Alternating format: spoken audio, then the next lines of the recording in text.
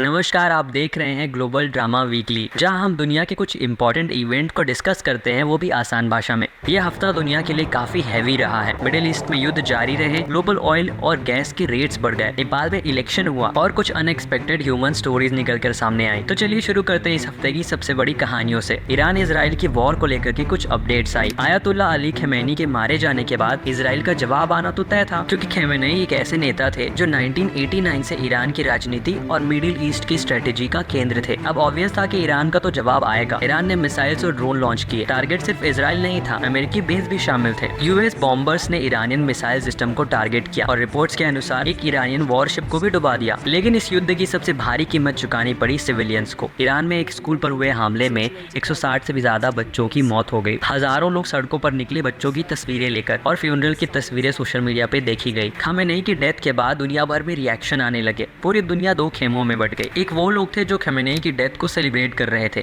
वहीं दूसरे लोग जो इस पर दुख जता रहे थे। ईरान की महिलाओं के हिसाब से खमेनी और उनकी रिजीम ईरान की महिलाओं से उनकी आजादी छीन रहे थे। हाल ही में हिजाब के खिलाफ ईरान में प्रोटेस्ट भी देखने को मिले। तो एक तरफ जहां ईरान की महिलाएं खमेनी की डेथ को सेलिब्रेट कर रही थी, वहीं दूसरी तरफ भारत में महिलाओं ने भारी प्रोटेस्ट किया, यहाँ तक कि अपने आंसू तक बहाए। यूनाइटेड नेशन ने हर बार की तरह एस्केलेशन को रोकने की अपील की। अब आपने नोटिस किया होगा पिछले कुछ सालों से कि यूनाइटेड नेशंस, जिसे बनाया गया था दुनिया में शांति स्थापित करने के लिए और युद्ध को रोकने के लिए, लेकिन अब वही यूएन कुछ पावरफुल कंट्रीज का एक पपेट बन के रह गया है। चाहे फिर वो इजराइल पैलेस्टीन वॉर हो, यूक्रेन रशिया की वॉर हो, या फिर ईरान और इजराइल की वॉर। यूएन सिर्फ मरने वालों के आंकड़े बताता है, या फिर वो दूसरे देश से सीज फायर की अपील करता है। इससे ज्यादा यूएन अब कुछ नहीं कर पा रहा है। जिस तरीके से लीग ऑफ नेशन को तोड़कर यूनाइटेड नेशंस बनाया गया था, शायद अब वक्त है यूनाइटेड नेशंस को तोड़कर एक नई और पावरफुल संस्था बनाने का। तो अब आते हैं इस पूरे वॉर सिचुएशन में ग्लोबल इकोनॉमी पर क्या असर पड़ने वाला है या पड़ चुका है। क्योंकि जियोपॉलिटिक्स का दूसरा रूल है, जब मिडिल ईस्ट पे कोई खतरा होता है तो दुनिया की इकोनॉमी भी कांपने लगती है। और इस बार भी वही हो रहा है। जहाँ से दुनिया का लगभग 20% ऑयल गुजरता है, ठप पड़ चुका है। करीब 150 ऑयल शिप्स समुद्र में फंसे हुए हैं। इंश्योरेंस कंपनी ने गल्फ कंट्रीज में जहाजों के लिए कवरेज बंद कर दी है और ऑयल्स के रेट पहले से 13% तक जंप कर चुके हैं। आम लोगों की जिंदगी पर भी इससे असर पड़ा है, क्योंकि भारत में गैस सिलेंडर्स के रेट 60 से लेकर के 90 रुपए तक बढ़ चुके हैं। अब इंटरेस्टिंगली इस पूरे सिचुएशन को दुनिया की दूसरी सबसे बड़ी सुपर पावर बड़े ध्यान से देख रही है,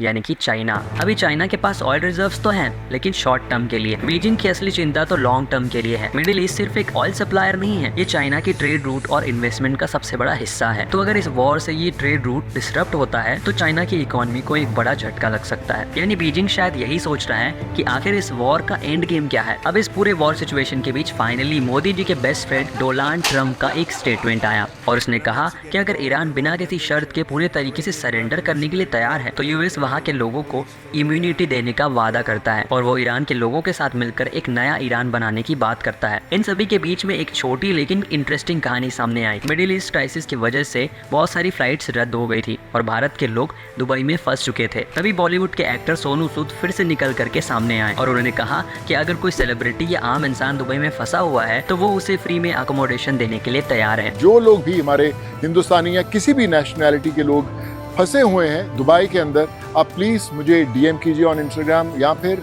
@दुगास्ता प्रॉपर्टीज पे डीएम कीजिए। We will make sure that you get a free of cost stay. कभी कभी जियोपॉलिटिक्स और केओस के बीच में ऐसे मोमेंट्स हमें याद दिलाते हैं कि इंसानियत अभी भी मौजूद है। अब हमारे अगले सेगमेंट में इस हफ्ते की सबसे वायरल वीडियोस की बात करते हैं। मिडिल ईस्ट के वॉर की गूंज अमेरिका के वॉशिंगटन डीसी तक भी पहुंच गई। 4 मार्च को यूएस सेनेट में एक हियरिंग चल रही थी, जहां यूएस, ईरान और इजराइल पर चर्चा हो रही थी। और तभी अचानक एक आदमी खड़ा होता है पूरे यूनिफॉर्म में और जोर जोर से चिल्लाने लगता है, America should not fight this war for Israel.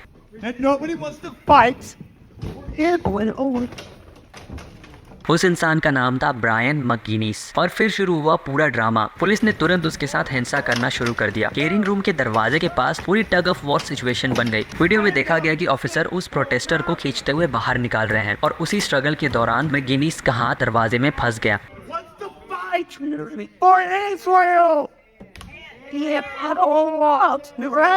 बाद में मैगेनिस ने यह दावा किया कि इस दौरान उसका हाथ टूट गया। ये वीडियो पूरी इंटरनेट पर वायरल हो रही है। लोग यूएस के सेनेट पर सवाल उठा रहे हैं। लेकिन ये वीडियो एक चीज को जरूर दर्शाता है कि ईरान वॉर सिर्फ बैटलफील्ड पर नहीं लड़ी जा रही, इसका इम्पैक्ट अमेरिका के डोमेस्टिक पॉलिटिक्स पर भी देखने को मिल रहा है। अब बात करते हैं इस हफ्ते की दूसरी सबसे वायरल वीडियो की, जो कि जियोपॉलिटिक्स और भारी खबरों के बीच में एक बहुत ही होलसम और क्यूट सा वीडियो है।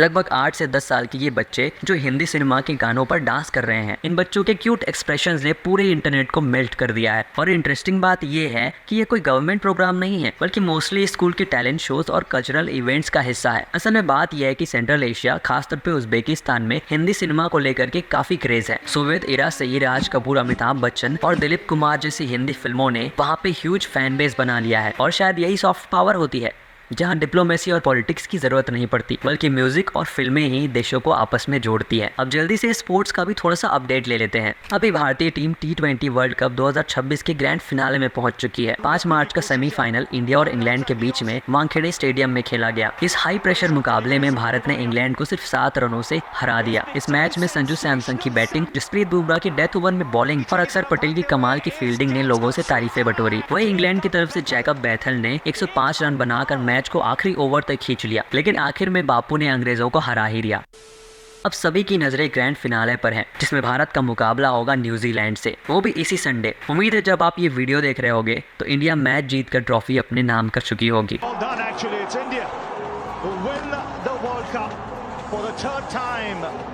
अब हम इस हफ्ते की सबसे आखिरी लेकिन सबसे इम्पोर्टेंट सेगमेंट की तरफ पहुंच चुके हैं, स्टोरी ऑफ द वीक, जहां हम बात करने वाले हैं नेपाल के जेनजी इलेक्शन के बारे में। नेपाल की करंट पॉलिटिक्स पर बात करने से पहले आइए थोड़ी सी बैक स्टोरी जान लेते हैं। ये कहानी है नेपाल की और ऑनेस्टली ये किसी नेटफ्लिक्स के पॉलिटिकल ड्रामा जैसी लगती है। सितंबर 2025 में नेपाल में बड़े एंटी करप्शन प्रोटेस्ट शुरू हुए। इस प्रोटेस्ट में सबसे आगे थे जेनजी और यंग वोटर्स, इसलिए इस प्रोटेस्ट को नाम दिया गया जेनजी प्रोटेस्ट। हालत इतने खराब हो गए कि प्रोटेस्ट वायलेंट हो गए। सरकारी क्रैकडाउन में 77 लोगों की मौत हो गई। इस क्राइसिस के बाद नेपाल के 4 बार के prime minister KP Sharma Oli को रिजाइन करना पड़ा। एक इंटरिम गवर्नमेंट बनाई गई और फिर फैसला हुआ दोबारा इलेक्शन करवाए जाएंगे। ये इलेक्शन 6 महीने बाद यानी कि 5 मार्च 2026 को फाइनली कंप्लीट हुआ। इन चुनावों को कहा गया नेपाल का जेनजी इलेक्शन, क्योंकि लगभग 50% से ज्यादा वोटर्स 40 साल से कम उम्र के थे। नेपाल की यंग जनरेशन ने बढ़ चढ़कर इस इलेक्शन में हिस्सा लिया। उनका मैसेज बिल्कुल क्लियर था, करप्शन और नेपोटिज्म के खिलाफ एक आवाज बनना है और पुराने पॉलिटिशियन से छुटकारा पाना है। अब आते हैं इलेक्शन के रिजल्ट्स पर। पोल्स बंद हुए करीब 60% वोटर टर्नआउट्स के साथ और काउंटिंग शुरू होते ही एक शॉकिंग ट्रेंड सामने आया। एक पार्टी जो सिर्फ 3 साल पुरानी है वो इलेक्शन में तबाही मचा रही थी। उस पार्टी का नाम था राष्ट्रीय स्वतंत्र पार्टी यानी कि RSP। इस पार्टी ने नेपाली कांग्रेस और CPN जैसी बड़ी बड़ी पार्टीज को सिमेट कर रख दिया। नेपाल के एक्सपर्ट्स इसे पॉलिटिकल अर्थक्वेक इन नेपाल कह रहे हैं। इस RSP पार्टी को लीड कर रहे हैं नेपाल के उभरते हुए सितारे बालेन शाह। 35 साल के बालेन शाह पहले एक रैपर हुआ करते थे। बालेन पहली बार नेशनल हेडलाइंस में आए 2022 में, जब उन्होंने काठमांडू मेयर इलेक्शन को बिना किसी पार्टी को ज्वाइन किए इंडिपेंडेंट कैंडिडेट के रूप में जीत लिया। लेकिन इंटरेस्टिंग बात यह है कि मेयर बनने के बाद एक्चुअली उन्होंने काम किया। काठमांडू का फेमस गार्बेज क्राइसिस उन्होंने सॉल्व किया, इलीगल कंस्ट्रक्शन पर रोक लगाया, शहर के इंफ्रास्ट्रक्चर को इम्प्रूव किया। यानी नेपाल के लोगों को पहली बार ये लगा ये पॉलिटिशियन सिर्फ बोलता नहीं है बल्कि काम करके दिखाता है। नेपाल के यंग वोटर्स बालेन को सिर्फ एक पॉलिटिशियन नहीं बल्कि न्यू नेपाल का एक सिंबल मानते हैं। उनके पुराने रैप सॉन्ग्स जो करप्शन और ओल्ड पॉलिटिशियंस पर अटैक करते थे 2025 के प्रोटेस्ट के दौरान एक रिवोल्यूशनरी एंथम की तरह बन गए। अगर ये ट्रेंड फाइनल रिजल्ट में भी जारी रहा तो नेपाल की पॉलिटिक्स में एक हिस्टोरिक जनरेशनल शिफ्ट देखने को मिलेगा। और अगर आप ये वीडियो संडे को देख रहे हो तो शायद बालेन शाह ऑलरेडी इलेक्शन जीत चुके होंगे।